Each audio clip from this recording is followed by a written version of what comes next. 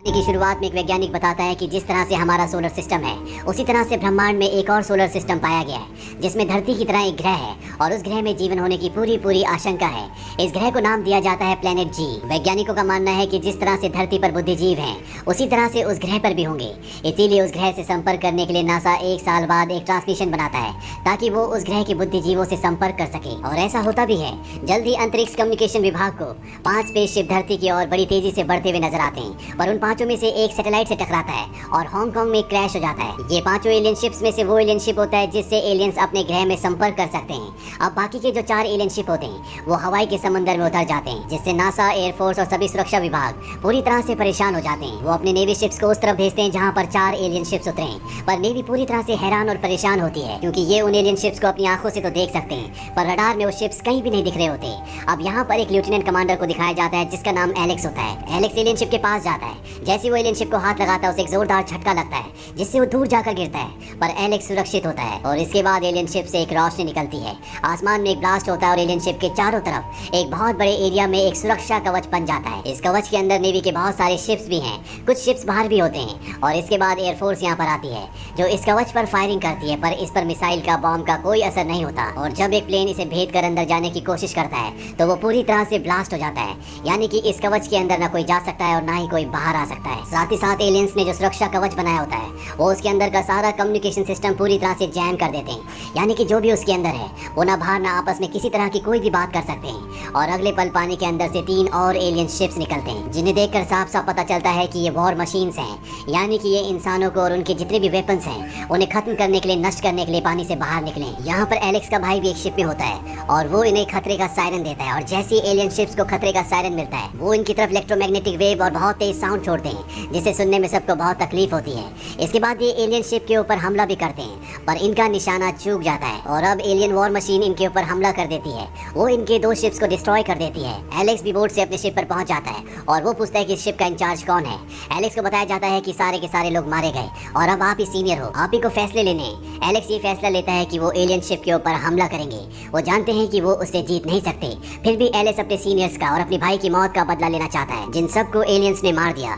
Alex अपना ship लेकर aliens के शिप की तरफ बढ़ता है। यहाँ पर एक और शिप बचा होता है और जब वो शिप देखता है कि एलेक्स एलियन के शिप्स की तरफ बढ़ रहा है तो वो एलियंस के शिप्स के ऊपर हमला करते हैं। एलियन समझ जाते हैं कि ये हमारे लिए खतरा है। एलियंस अपने आधुनिक हथियारों से उस शिप को पूरी तरह से ब्लास्ट कर देते हैं और इसके बाद वो एलेक्स के शिप पर भी निशाना लगाते हैं। एलेक्स के जूनियर्स कहते हैं कि हमारे साथी पानी में डूब रहे हैं, हमें उन्हें बचाने जाना होगा।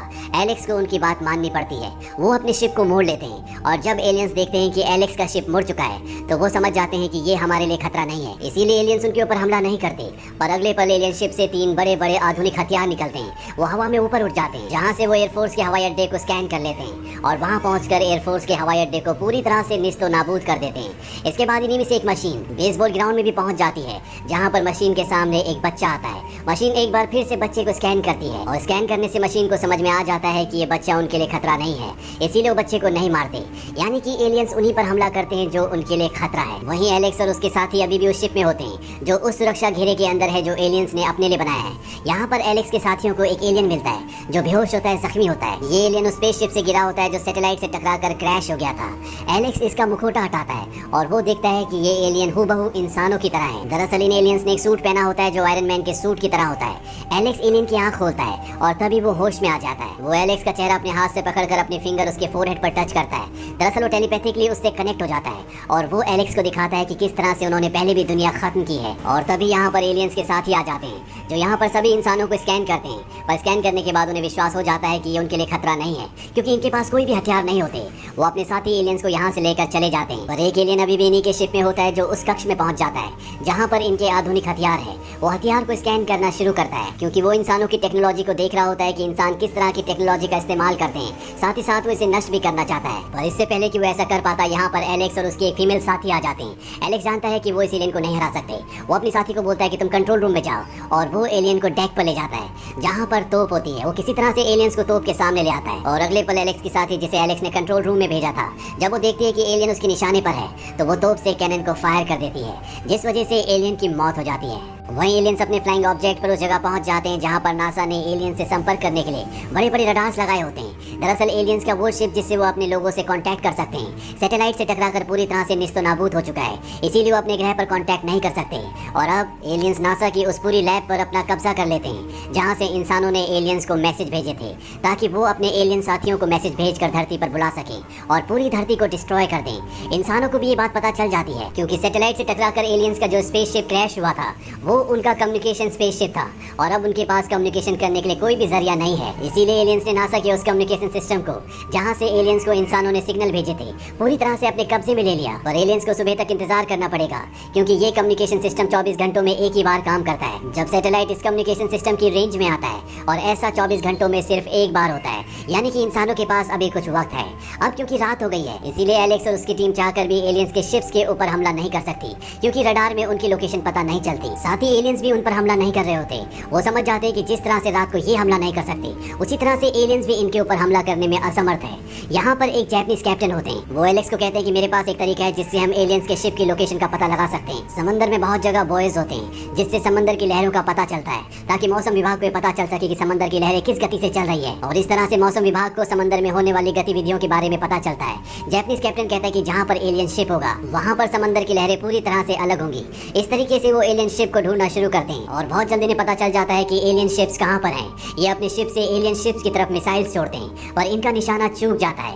और अब एलियंस को भी पता है कि इनका शिप कहाँ पर है। वो भी इनके ऊपर अपने आधुनिक हथियार छोड़ते हैं, पर उनका निशाना भी चूक जाता है। और अब 2 एलियन शिप्स इनके शिप की तरफ बढ़ रहे होते हैं, ताकि वो इनके शिप को पूरी तरह से डिस्ट्रॉय कर सके। और एक बार फिर से एलेक्स और उसकी टीम को पानी में रखे हुए बॉय के हिसाब से जो लोकेशन मिल रही होती है, वो उस लोकेशन के हिसाब से दोनों एलियन शिप्स के ऊपर एक साथ मिसाइल्स छोड़ते हैं। और इस बार उनकी दोनों मिसाइल्स बिल्कुल निशाने पर जाकर लगती है, जिससे 2 एलियन शिप्स पूरी तरह से डिस्ट्रॉय हो जाते हैं।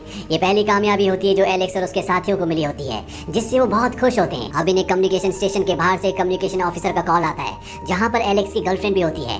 एलेक्स की गर्लफ्रेंड एलेक्स को बताती है कि तुम्हें जल्द से जल्द उस एरिया को, जहाँ से हमने एलियंस को मैसेज भेजे थे, उस पूरी जगह को तबाह करना होगा, क्योंकि अब से ठीक 4 घंटे बाद सैटेलाइट उस एंगल पर आ जाएगी जहाँ से एलियंस अपने ग्रह पर मैसेज भेज सकते हैं। और एक बार उन्होंने मैसेज भेज दिया तो यहाँ पर हजारों की तादाद में एलियंस आएंगे और हमारी पूरी धरती को खत्म कर देंगे। एलेक्स उनसे कहता है कि तुम वहाँ से निकलो।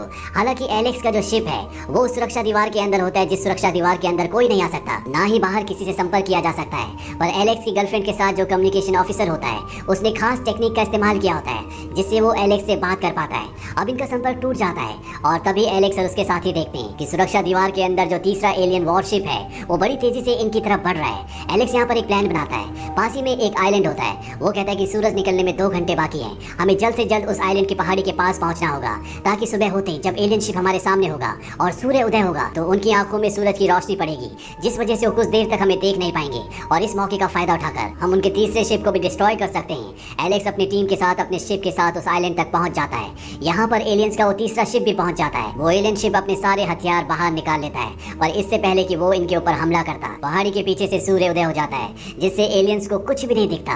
और इस मौके का फायदा उठाकर एलेक्स और उसकी टीम के पास जितने भी मिसाइल्स, जितने भी हथियार होते हैं, वो सब के सब एलियन शिप की तरफ छोड़ देते हैं, और इस तरह से वो तीसरे शिप को भी पूरी तरह से डिस्ट्रॉय कर देते हैं। पर तभी मदरशिप, जो कि आखिरी शिप पानी में बचा हुआ है, वहाँ से वो ड्रोन्स आ जाते हैं, जिन ड्रोन्स ने हवाई अड्डे को पूरी तरह से निस्तो नाबूद किया था। वो सुरक्षा दीवार के अंदर बचे हुए एलेक्स के आखिरी शिप को भी पूरी तरह से डिस्ट्रॉय कर देते हैं। एलेक्स और उसके सभी साथी पानी में कूदकर अपनी जान बचा लेते हैं। पर अब इनके पास कोई भी ऐसा हथियार, कोई भी ऐसा शिप नहीं है जिससे आखिरी बचे हुए मदरशिप को डिस्ट्रॉय कर सकें। पर जब ये सब के सब पर्ल हार्बर पर आते हैं तो ये देखते हैं कि वहाँ पर वर्ल्ड वॉर 2 का एक शिप है, जिसे अब म्यूजियम बना दिया गया है।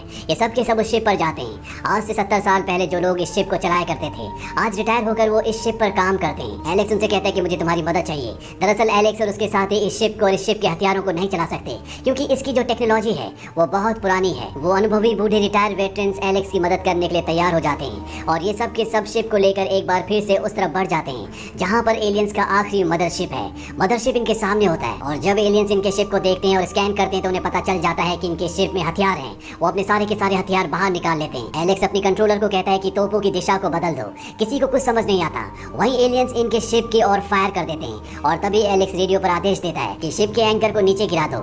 शिप का एंकर शिप को रोकने के लिए इस्तेमाल किया जाता है, और इससे पहले कि एलियंस के वेपन्स इनके शिप से टकराते, इनका शिप रुक जाता है, जिस वजह से एलियंस का निशाना चूक जाता है। साथ ही एलेक्स का शिप पीछे से घूम जाता है, और इनकी शिप के तोपों के सामने एलियन शिप होता है। एलेक्स फायरिंग का ऑर्डर देता है। सारे की सारे मिसाइल्स एकदम निशाने पर जाकर लगती हैं। एलियन शिप को बहुत नुकसान पहुंचता है, और अब इन दोनों शिप्स की आमने सामने की लड़ाई शुरू हो जाती है। एलेक्स के शिप को भी बहुत नुकसान पहुंचता है और एलेक्स और उसके साथी एलियंस की मदरशिप को पूरी तरह से नष्ट करने में कामयाब हो जाते हैं। जैसी मदरशिप नष्ट होता है, यहाँ पर जो सुरक्षा दीवार होती है वो भी गायब हो जाती है, यानी कि अब इस एरिया के अंदर कोई भी आ सकता है। वहीं दूसरी तरफ कम्युनिकेशन एरिया में दिखाया जाता है कि सैटेलाइट उस एंगल पर आ चुकी है, जिस एंगल पर आने के बाद एलियंस अपने ग्रह पर अपने लोगों को संदेश पहुंचा सकते हैं। एलेक्स के शिप पर आखिरी मिसाइल होती है, वो मिसाइल को उस तरफ छोड़ देता है और उस पूरे कम्युनिकेशन एरिया को एलियंस के साथ पूरी तरह से डिस्ट्रॉय कर देता है। वही मदरशिप डूबने से पहले 3 ड्रोन्स छोड़ देता है जो एलेक्स और उसके शिप की तरफ बढ़ते हैं। इन्हें लगता है कि अब इन्हें कोई नहीं बचा सकता, पर तभी यहाँ पर एयरफोर्स आ जाती है जो तीनों ड्रोन्स को शिप के ऊपर गिरने से पहले नष्ट कर देती है और इस तरह से इंसानों की जीत और एलियंस की हार होती है। एलेक्स, उसके भाई और उसके साथियों ने जो योगदान दिया होता है, इसके लिए इन सब को पुरस्कार दिया जाता है। एलेक्स को जो पुरस्कार दे रहे होते हैं ये एडमिरल है। ये एलेक्स की गर्लफ्रेंड के पिता हैं जो एलेक्स को बिल्कुल पसंद नहीं करते थे, पर अब एलेक्स की बहादुरी के बाद ये उसे पसंद करते हैं, इसीलिए वो एलेक्स को लंच पर इनवाइट करते हैं। ये फिल्म यहाँ पर खत्म हो जाती है। पोस्ट क्रेडिट सीन में हमें दिखाया जाता है कि 3 स्कूल के बच्चों को एक पॉड मिलता है और ये पॉड उसी एलियन शिप का हिस्सा होता है जो सबसे पहले क्रैश हो गया था। यहाँ पर एक वर्कर आता है, वो इस पॉड को खोलता है जिसके अंदर से एलियन का हाथ निकलता है। ये सब के सब यहाँ से भाग जाते हैं, यानी कि अभी भी एक एलियन है जो धरती पर बचा हुआ है। तो ये थी पूरी कहानी फिल्म बैटलशिप की। ये फिल्म सन 2016 में रिलीज हुई थी। IMDb पर इसकी रेटिंग है 5.8। इस फिल्म का बजट था $250 मिलियन और बॉक्स ऑफिस पर इसने कमाई की थी $303 मिलियन की। इसका सेकंड पार्ट नहीं बना। उम्मीद करते हैं कि ये कहानी आपको पसंद आई होगी।